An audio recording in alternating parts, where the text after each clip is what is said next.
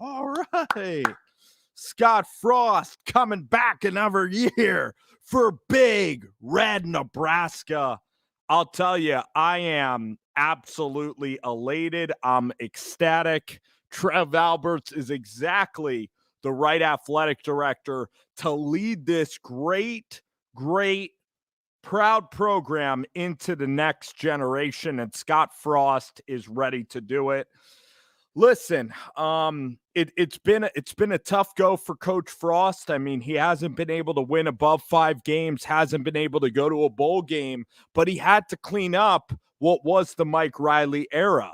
And then you look at Bo Pelini and him getting run off the field by Wisconsin, and this conference is just better than it's been in a very long time. I mean, Minnesota under PJ Fleck, he's been one of their best coaches that Minnesota has had. Brett Bielema, he's already has upset Minnesota and Penn State on the season. They play tough football. You didn't know which kind of scheme you were going to see when you went to Champaign for the first game of the season. Michigan State was a very winnable game. I mean, the red zone offense can get a lot better, but the development of this defense, I mean, Cam Taylor-Britt's a phenomenal player. You also have, of course, Daniels in the middle of that defense, Dismuke, the linebackers with Henrich and JoJo Doman. Phenomenal linebackers, and also you're missing Will Honus, who's been injured for the entire season. Ramir Johnson has really taken over this running back slot.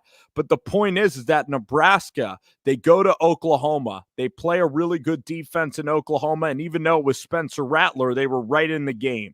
The Black Shirts have done a phenomenal job. I mean, with Ohio State, they held Ohio State in check for the majority of the game. Michigan State and that offense, and Kenneth Walker, the Heisman Trophy frontrunner, their defense under Eric Chenander and Barrett Ruud has really been a strong defense. And Scott Frost, he knows Nebraska. He can really recruit to Nebraska.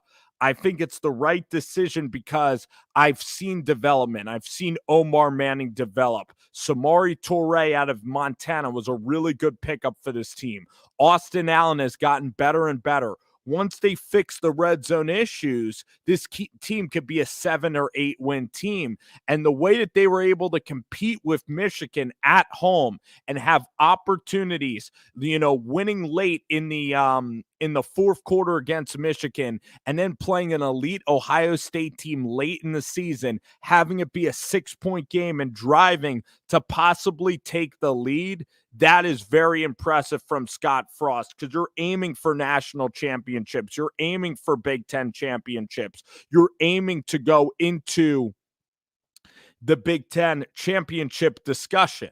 And by beating Northwestern badly, by being right on the doorstep against a good team from the East in Michigan State, Purdue beat you at home. That was probably the worst game that they've played, and that was 4 interceptions with Adrian Martinez. But you would have called that a bad loss. But then you look at David Bell and how good the Big Ten is this year, and this is the first year of Trev Alberts. What guy is going to lead you to a better program than Scott Frost? All right. And you shouldn't just look at the record. All right. Adrian Martinez is going to graduate. You're going to bring in a new quarterback. You don't have to make a move for the sake of changing and making another move. You want to see Scott Frost through another season or another 2 seasons and let Trev Alberts get the landscape down. I mean, the team has been improving throughout the season. What you saw at Illinois was better against Oklahoma and Michigan State. If you fix up the special teams, which is what will be addressed, it's the special teams and field goal units. If you fix that up, you're looking at a really good Nebraska team. And Scott Frost, he's still figuring out the Big Ten too. Remember, he was at UCF, and the expectation of Frost was even too great upon him. Now, I know Nebraska fans will say, look at the record. He isn't winning. It's the same problems for 4 years with special teams and red zone deficiencies. And with that, I say Scott Frost is going to adapt, and he's going to run the football. And the defense and the culture has gotten so much better under Frost that week in and week out, they are not getting blown out like they did at the end of the Pelini era. I mean, Pelini was an 8-4, 9-3 coach, and I know Nebraska fans, some would beg for 9-3 seasons, but then you're basically trying to be Stanford. And Nebraska, I mean, 9-3, that's what Pat Fitzgerald does at Northwestern, and then they play Ohio State, and then they get beat badly. I'd rather be close to the big teams than just constantly stubbing your toe. I constantly would rather be close to the big teams than losing, in embarrassing ways like Bo Pelini did to Wisconsin and having Monte Ball and Melvin Gordon run for 700 yards in a game. So Nebraska and Scott Frost, they're tied together at the hip. This adversity is going to help Scott Frost. I am a Frost fan. I'm a believer. I love the way that this team has not quit on their head coach. I love the quality of the guys in their program like JoJo Doman, Austin Allen. Even Adrian Martinez is a great kid. It's just Adrian always makes the big mistake. And with Jim Harbaugh at Michigan, he needed to find a special quarterback and a coordinator. He got Josh Gaddis. He went out and got Mike McDonald. And I know that Nebraska can get the offensive line coach right. And that's what Jim Harbaugh has done at Michigan. He upgraded the defensive coordinator from Don Brown. He brought in Mike McDonald from the Ravens, an NFL scheme. And voila, you look at how great that scheme has been. You look at Joe Brady at LSU, you look at Liam Cohen. All you need is sometimes really good coordinators to get the job done. And Scott Frost with Chenander, they're really coming into their own on defense, the black shirts, and I am pumped up to see Nebraska go forward with Scott Frost because, again, this team is in every single game. At Oklahoma, they don't flinch. They play tough the entire way. At Minnesota, they had multiple chances in the third quarter to jump on the Golden Gophers and PJ Fleck. And you look at the quality of coaches in the Big Ten, and the Big Ten has really surpassed the ACC and the Pac-12 and the Big 12 and is really clearly the second best conference in America now. You have Penn State, who's getting Drew L.R., the number one quarterback recruit.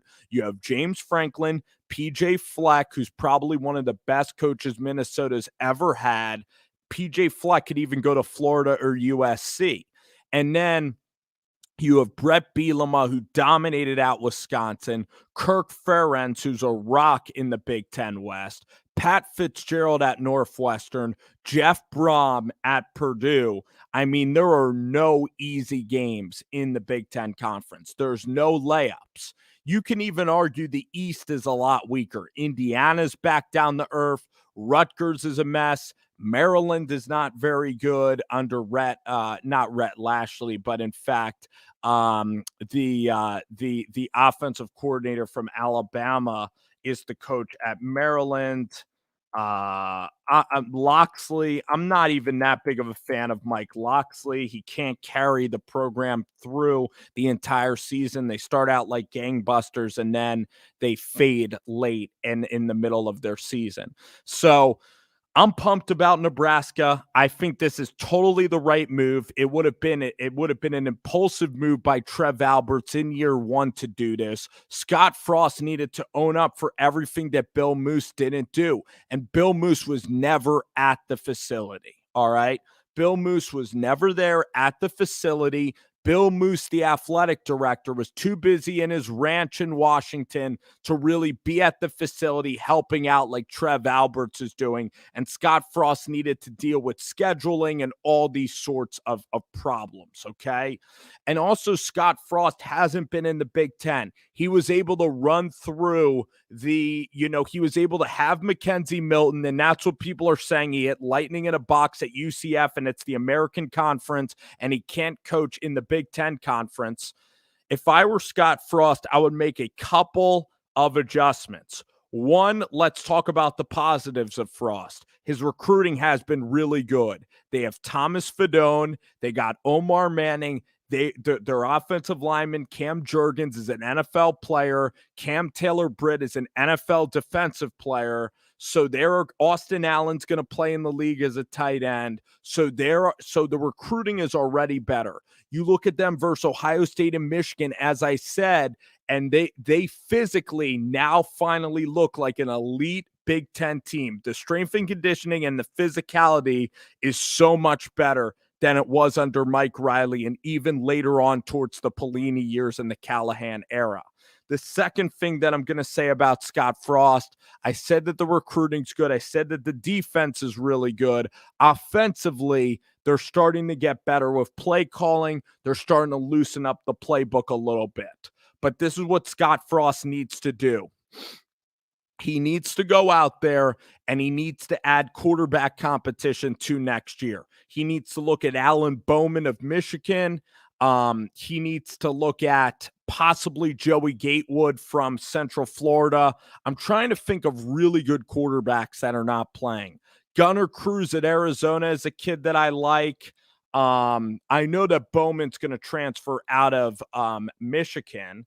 I think that Michigan State is going to have some good. Michigan State has some good quarterbacks that you can try to recruit because you could transfer in conference now. So you start to look at what quarterbacks will likely be transferring out. I mean, Bo Nix could possibly transfer out. Luke Doty or Jason Brown, pick one of them. Anthony Richardson versus Emory Jones. You need a smart quarterback. You look at how good Hendon Hooker's been for Tennessee, all right? You could get really good transfer quarterbacks, and Cade McNamara is that example. If he's a clutch quarterback, he's going to make plays late in the game. Same way you look at a walk-on quarterback at Purdue and Aiden O'Connell, big-time quarterback, puts up big-time numbers. Peyton Thorne is clutch. You need a guy that late in the game makes the right decision and is clutch. Heinrich Haarberg could be that guy. You have a guy from San Antonio, a freshman that is immensely talented. That is really, really talented kid from San Antonio, Texas, 6'5". And then, of course, the second-year guy, Logan Smothers from Alabama, you have to see versus Heinrich Haarberg who can beat each other out. But Haarberg is more of I think he's 6'5". They say that he's a really good runner. I know that the kid can spin the football. He just played at Kearney, Nebraska. So he played in a small school with not a lot of competition. But the quarterback situation next year is going to be huge. The defense, I get how people are really worried about the defense. I would also look at transfer running backs. You look at Ty Chandler at North Carolina. You look at guys that transfer all the time. Running back is a deep position. Kenneth Walker, the Heisman Trophy winner, is a transfer from Wake Forest, an undefeated team. So even with a really good offense, you can find real gems, okay, in recruiting and in the transfer portal. That's what makes recruiting even easier at places like Nebraska, at places like East Lansing and Michigan State. So I'm telling you, you have to hit the transfer portal, and that's what Omar Manning was. He was a junior college kid, one of the best junior college kids. Will Honus is a junior college kid, I believe. So, and then again, Fedone, I'm really excited about him. I think that he has NFL top tight end potential is Thomas Fedone, and I need to see him healthy. But LSU wanted Fedone, and Nebraska beat out Fedone. Adelphi Washington from South Dakota, one of the highest recruits in South Dakota. That's going to be really exciting. You also look at Minnesota's quarterbacks. I think Tanner Morgan's going to move on probably. I mean, there's a lot of quarterbacks that are out there in college football, and you have to exhaust all markets and all situations to figure out what is good for competition. I think you can now bring in seniors. Now you can bring in your Mackenzie Milton rumors because now it is open competition. All right. Now it is an open quarterback competition. at the University of Nebraska next year. And now you have young kids. And now you're going to see again, because this is a senior led team, you have Martinez that makes a lot of mistakes. You need a quarterback now that late in the game makes big time plays and can win games late. So you should have a lot of pressure situations in camp to see who will make that big play. The next thing you got to do if you're Scott Frost, you got to put these kickers through more of a kicking. You have to, again, emphasize special teams. But again, Scott Frost is a little bit too uptight about winning and losing. Everybody's so on edge there. I think he needs to relax a little bit. He needs to let his players kind of do the work. He needs to settle into the role. You look at Jim Harbaugh's kind of settling into the role. So once you settle into that role, then the haters just let them hate and let them chirp on the outside. And that's what I believe Scott Frost can do. I don't envision anybody else at Nebraska. I don't think Luke Fickell's going to come there either. And then when you get a new staff in, it's going to be another rebuild. I believe that next year, especially with Mel Tucker maybe leaving Michigan State, with PJ Fleck maybe on the edge at Minnesota, there's going to be opportunities in this Big Ten West. And in fact, these last two games with Trev Alberts now giving Scott the vote of confidence, I believe that Nebraska should win these next two games. These are two really bad offenses. Nebraska has an elite level defense. Get to 5-7 and start to build some momentum and try to bring in a top 20 recruiting class next year. Nebraska can do this. And you talk about NIL, all of the opportunities in Lincoln. Lincoln is an unbelievable place to play college football. I think the NIL is really going to help. But I think that Trev Alberts has really assisted Frost. I think the defense that has been, created by Scott Frost and Chenander has been really, really special. I think the running backs are all young. This offensive line, you're starting sophomore tackles. So Nebraska fans need to be patient. And even though the losses have been really hard, again, this team is not getting blown out. You look at Dan Mullen in Florida State, that team got blown out. You look at Coach O and LSU, they've been terrible for 2 straight years, and Coach O went and he's gotten blown out at Kentucky. He's had some embarrassing losses. You look at Matt Wells at Texas Tech. They went down to Texas. Their defense has been awful. They've been getting blown out wherever they've gone to play because their defense has been absolutely atrocious, okay? And the recruiting of Texas Tech is not up to that level. Scott Frost is recruiting. He represents the program really well, and he's in there, and there's nobody that loves Nebraska and can sell Nebraska like Frost. And I know that people who hate Frost will say, look at the record. It's been 4 years. Well, first of all right, whatever. People will say that the COVID year didn't matter, didn't count. That was a huge distraction to all of football. And that was okay. I won't excuse the COVID year because, yeah, people will say that when Frost fired, that coaches like Tom Allen and whatever, you can't hold the COVID year against them because everybody had to deal with the same thing. So, okay. Then the first 2 years, you're still dealing with Riley. And then this year was supposed to be the year that they figured it out. Illinois happened. They made some very unfortunate plays with Adrian Martinez in that game.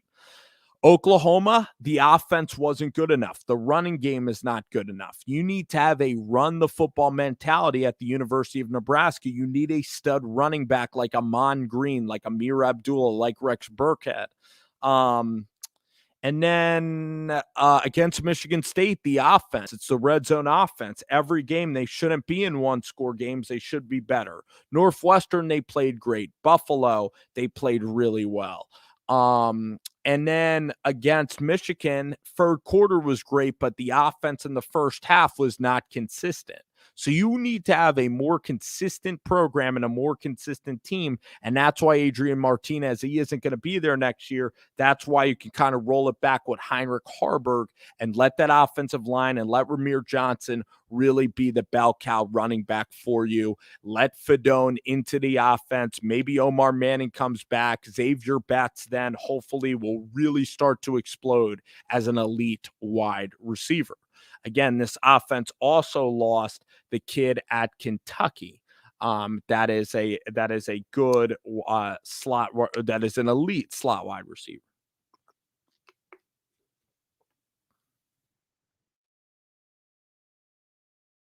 So, and Wandell Robinson. All right. That's that. I agree with keeping Frost. I expect this program to go to 8-4. I expect really special things. I haven't budged on it, and I'm impressed with how they played this year. And again, this team has had opportunities to quit. They don't. The defense is there. The quarterback will get better. They will find ways to win. And it would have been impulsive. You would have had to compete with other coaches, with other programs like LSU, like Florida potentially, USC, Penn State now might come open, other huge dominoes. It is not a good idea. And this is Trev Albert's first year. He's pragmatic. He's patient. He's everything that I want in a leader and an AD. And I've been thoroughly impressed with the job of Trev Alberts and what he's done. Okay. What he had to do at UNO, I noted he had to cut football and wrestling.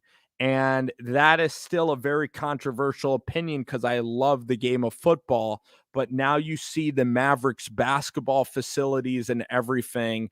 And it kind of was a very tough situation that Alberts had to consider there. And I'm sure he didn't like doing that either if you asked him. So I've liked everything that he's done at the University of Nebraska. So I like Frost. I want to keep this train moving forward. I want to win the last 2 games of this season. And I'm so glad that he's seeing this through. And if he sees this through and wins a national championship, it'll be one of the all-time stories because it really was a heated debate. And I'm sure that some Huskers fans disagree, saying enough is enough. We're not winning any bowl games. We're at the bottom of the bottom. It's constant negativity. But I view this team as close. I view the mistakes as correctable in the special teams areas. And next year, you will see it. And if Frost does not get it done next year, then it's more appropriate then to start thinking about the future. But again, let's win these next 2 games, which are very winnable games, and that'll set this team up to really cruise into the offseason with recruiting.